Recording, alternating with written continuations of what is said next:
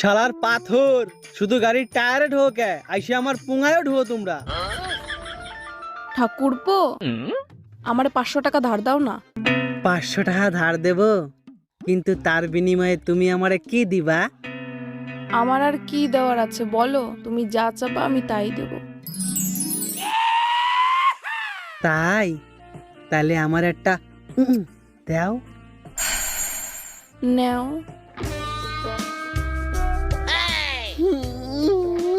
এই শালা, আমি এগুলো কি দেখতেছি? আরে দিদি ভুল বুঝো না, আমার চোখে পোকা ঢুকছিল। হ্যাঁ হ্যাঁ, পোকা ঢুকছিল, আমি তো দিচ্ছিলাম।